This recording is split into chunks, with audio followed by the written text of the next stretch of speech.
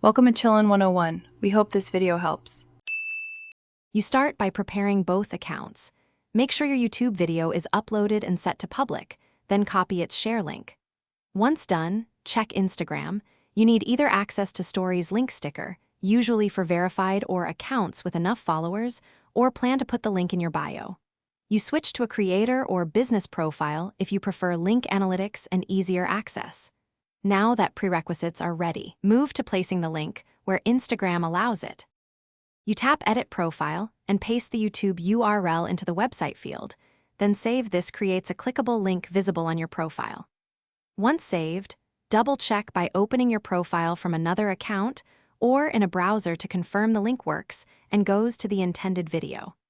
If you need more than one destination, use a single link landing page or a service like Linktree so followers can choose. Make sure that landing page is mobile-friendly, because most Instagram, you create a story and tap the sticker icon, then choose the link sticker and paste your YouTube URL.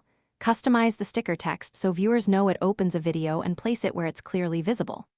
After sharing, tell followers via the story copy to tap the sticker.